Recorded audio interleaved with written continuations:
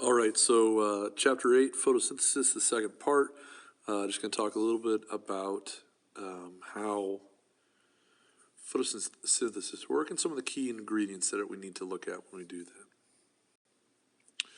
Left off in class looking at the model of a chloroplast. Make sure you understand what they are and what they do.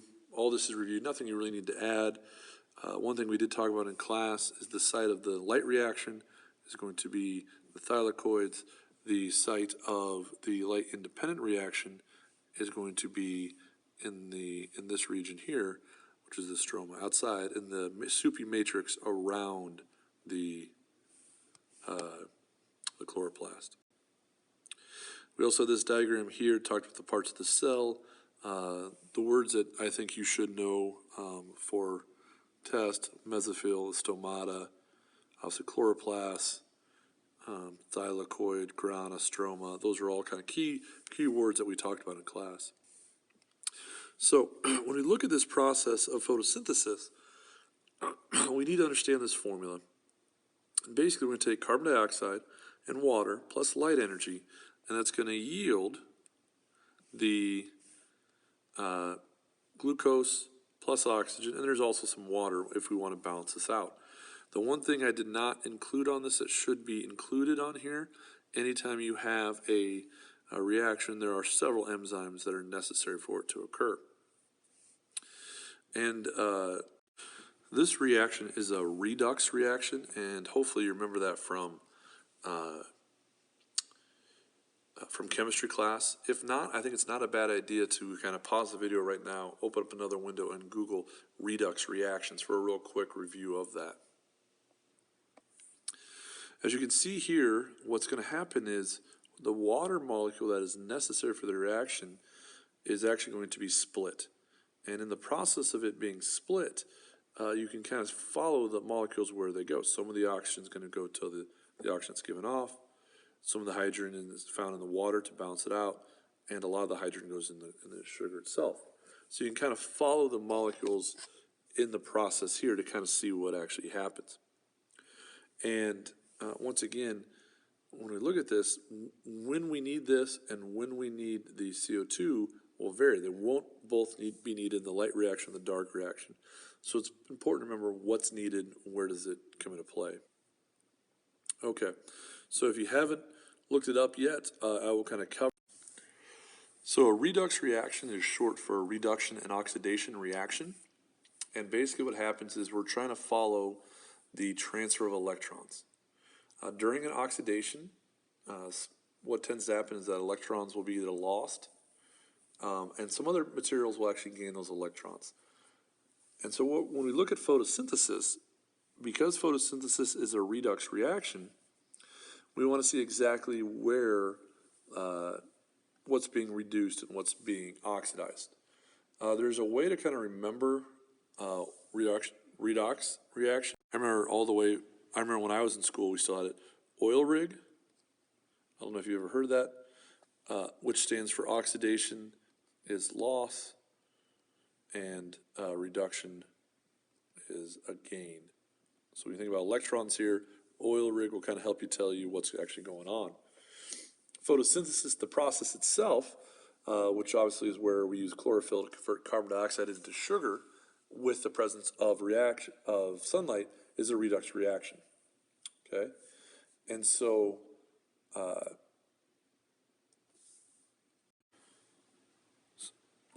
for our photosynthesis, H2O is going to be oxidized. Okay, oil is lost. CO2 is what's actually going to be reduced in the process. Okay, so back to the original equation, the CO2. Okay, it's going to go into here, and once again, that is a reduction. So red is reduction, and then the water here is going into the into here. That is the oxidation. Oil, it's the oxidation is lost, reduction is gained. So kind of remember the different parts of that. So photosynthesis consists of two reactions.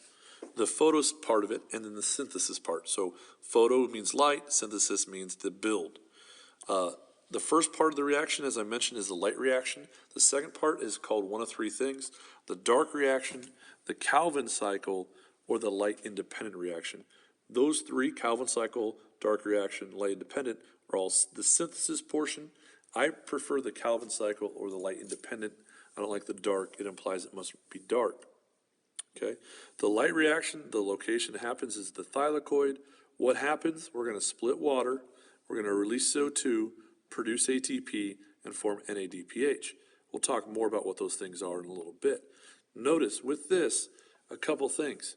When you look at the reaction for photosynthesis, when you look at the reaction here, and I didn't, it's just not balanced out, but carbon dioxide, water, and glucose and oxygen. Notice that we have not mentioned anything about during the light reaction about carbon dioxide.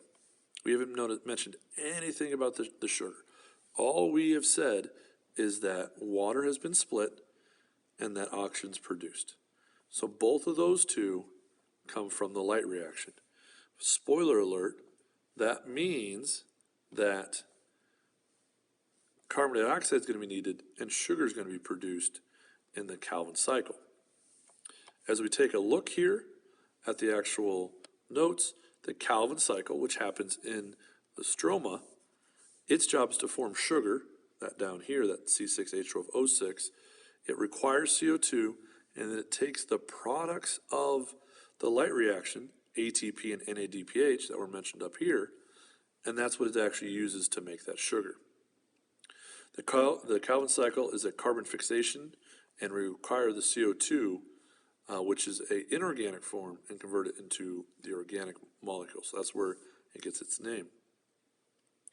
So this is kind of a quick breakdown. I really like this diagram because as I slide through it, you'll kind of see. So in the chloroplast, water is going to enter in. We require light, happens on the thylakoid.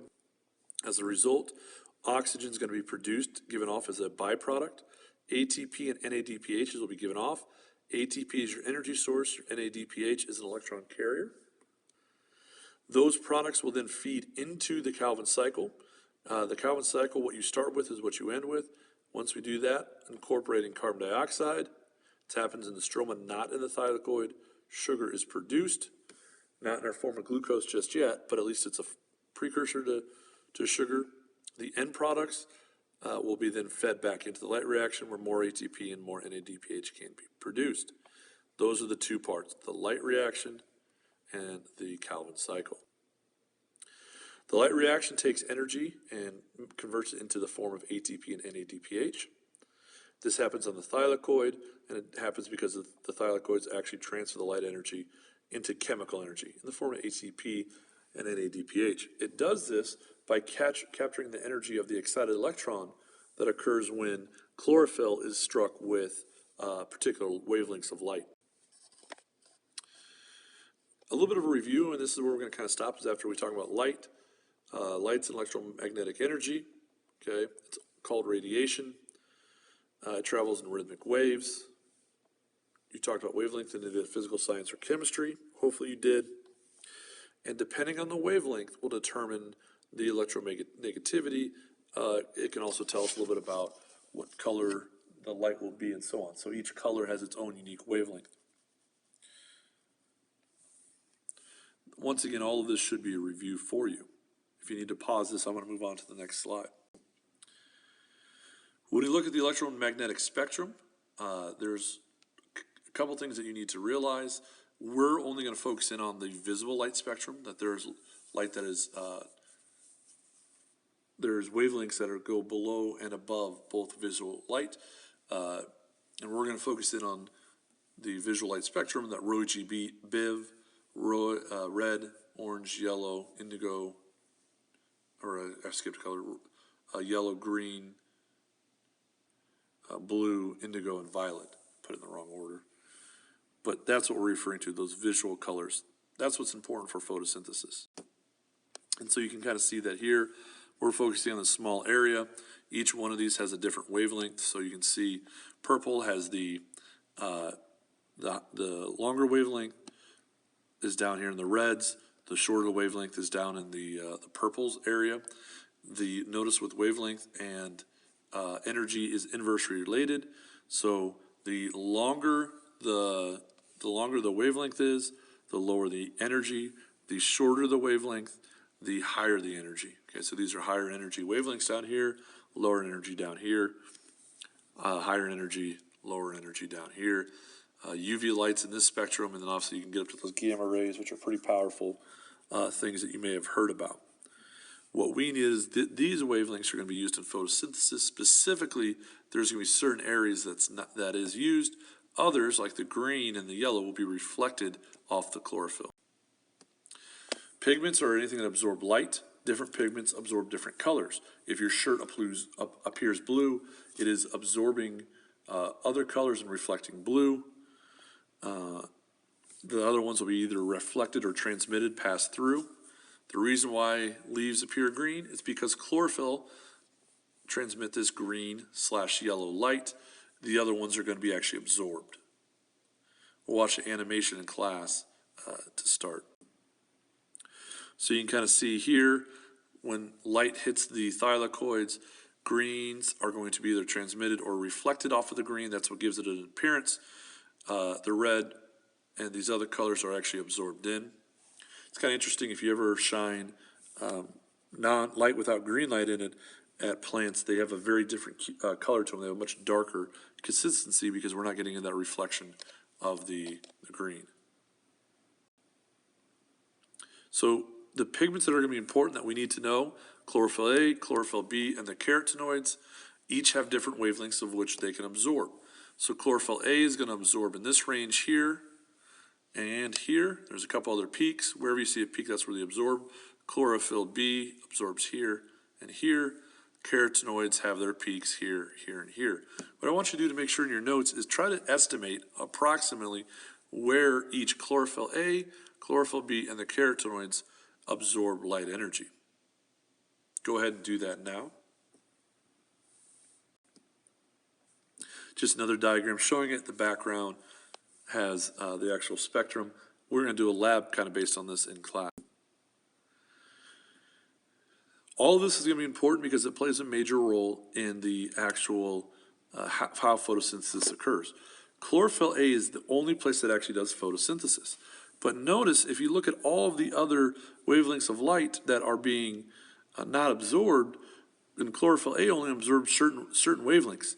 So all of these others are accessory or antenna pigments that are going to absorb different wavelengths of light, transfer the energy to the reaction site. I like to think of this kind of like a satellite dish or a funnel, where chlorophyll A is down here at the bottom, working in this narrow range, and the rest of the pigments are here, and when wavelengths of light hit in their range, like this, they're going to defer or send the wavelengths down to the reaction site, which is chlorophyll A. So the most important pigment of those is going to be your chlorophyll A, but all of these other ones are going to be important. For our class, we should know about carotenoids, chlorophyll A, chlorophyll B. These other ones we'll talk about, but I'm not going to ask you specifically what spectrum they are associated with. It is interesting to notice what colors that they are reflecting. And there's just the different points. Notice where chlorophyll A works, where chlorophyll B work, and what happens is, because this is a narrow range, these other pigments, their job is to funnel the energy to the reaction site so that photosynthesis can occur. This will make a little bit more sense in our notes tomorrow in class, and so we'll talk about that more later.